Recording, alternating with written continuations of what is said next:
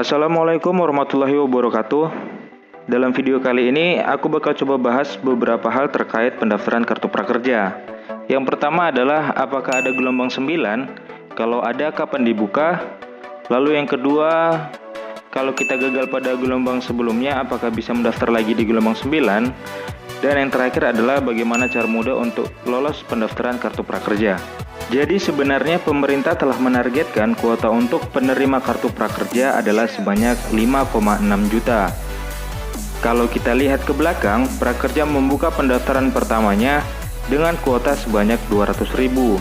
Gelombang kedua 200.000, gelombang ketiga yaitu sama 200.000, gelombang 4 naik menjadi 800.000, gelombang 5 800.000, gelombang 6 800.000, gelombang 7 800.000, dan yang terakhir kemarin gelombang 8 adalah sebanyak 800.000 juga. Kalau kita total semuanya, maka kuota penerima kartu prakerja sudah terisi sebanyak 4.600.000 dari yang ditargetkan, yaitu sebanyak 5,6 juta. Itu berarti masih tersisa kuota sekitar 1 juta lagi. Dan itu artinya gelombang 9 besar kemungkinan akan segera dibuka, dan kalian masih berkesempatan untuk mendaftarkan diri kalian. Sebenarnya sih nggak perlu repot-repot analisa ginian, karena gelombang selanjutnya memang akan dibuka. Ini ditegaskan oleh akun Instagram prakerja.go.id sendiri. Tapi nggak apa-apa juga dong, biar kita sama-sama belajar menganalisa sesuatu dengan menggunakan data. Nice. Lalu jika memang seperti itu, kapan gelombang 9 akan dibuka? Berkaca dari yang sebelumnya, gelombang baru akan dibuka sekitar 4 hari hingga seminggu setelah pendaftaran ditutup. Pembukaan pendaftaran juga disampaikan berbarengan dengan pengumuman peserta yang lolos. Namun, bisa jadi lebih lama jika terdapat aturan yang diperbaharui maupun alasan teknis lainnya. Gelombang 8 kemarin ditutup pada hari Senin 14 September 2020. Jika memang gelombang 9 akan dibuka, maka pendaftaran akan bisa dilakukan secepat-cepatnya pada tanggal 18 September 2020. Oke, semoga sampai sini teman-teman paham, dan kita berdoa juga supaya gelombang 9 segera dibuka. Mudah-mudahan apa yang aku jelasin ini bisa sekiranya menjawab pertanyaan pertama, yaitu apakah ada gelombang 9 dan kalau ada, kapan akan dibuka.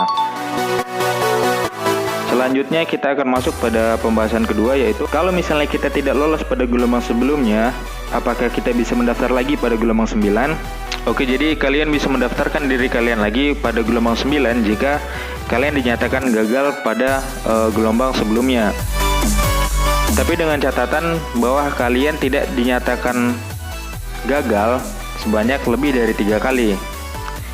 Jika kalian sudah 3 kali dinyatakan tidak lolos, namun kalian tetap ingin mendaftarkan diri kalian ke program prakerja ini, kalian harus membuat surat pernyataan gagal lolos prakerja sebanyak 3 kali, yang nantinya dibubuhi dengan materai 6.000.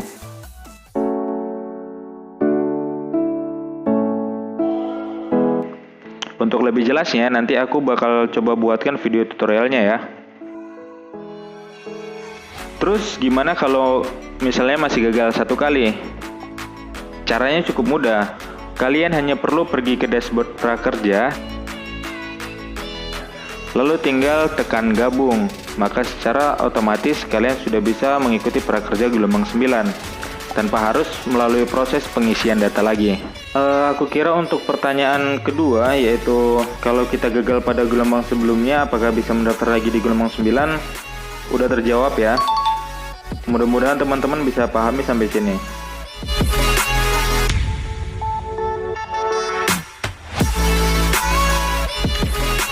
Lalu kita lanjut pada pembahasan yang terakhir, yaitu bagaimana cara mudah untuk bisa lolos pendaftaran kartu prakerja. Pertama kita harus cari tahu dulu ya, sebenarnya program prakerja ini lebih diprioritaskan untuk siapa.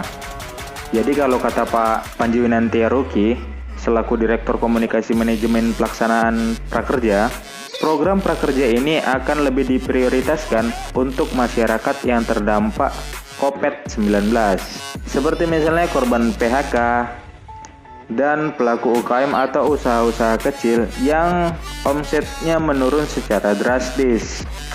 Nah, informasi ini bisa kita jadikan sebagai acuan untuk mengisi data dan menjawab pertanyaan atau soal-soal yang ada pada tahap pendaftaran kartu prakerja.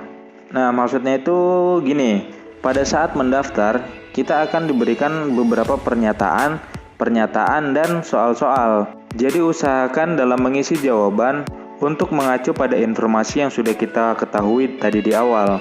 Misalnya ada pertanyaan, apakah kamu sedang bekerja pada saat ini? Nah, silakan kalian jawab tidak.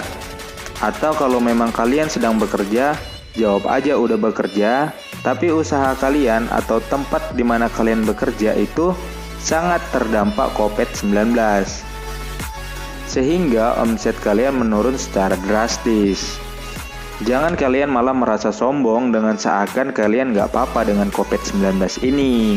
Kalau seperti itu ya aku berani taruhan, kalian pasti akan dinyatakan tidak lulus. Karena kalian bukanlah penerima yang diprioritaskan. Oke, paham ya? Lalu selanjutnya jika kalian diminta untuk memberikan pendapat seberapa setuju atau tidak setuju kalian dengan suatu keadaan atau kondisi tertentu, maka buatlah seolah-olah kalian adalah orang yang memiliki kemampuan untuk belajar yang tinggi. Misalnya ada pertanyaan seperti ini, seberapa setuju kamu dengan pernyataan berikut? Saya akan meninggalkan suatu pekerjaan yang saya tidak sukai. Maka kalian jawab tidak setuju, karena seperti yang aku katakan tadi, bahwa seolah-olah kalian adalah orang yang memiliki kemauan untuk belajar yang sangat tinggi gitu. Terus misalnya lagi kalau ada pertanyaan seberapa lama kamu akan meluangkan waktu untuk mengikuti pelatihan prakerja ini? Jawab aja yang rasional. Katakanlah misal 2 jam per hari. Kalian memang aku saranin untuk menjawab semua pertanyaan dengan mengacu pada informasi yang kita ketahui di awal tadi. Tapi jangan pula kalian terlalu over dalam memberikan jawaban. Ibaratnya seperti ini. Buat mereka iba melihat kalian tanpa perlu kalian menjilat mereka. Gitulah kira-kira kalau bahasa kasarnya. Oke, barangkali itu aja yang bisa aku sampaikan ke kalian.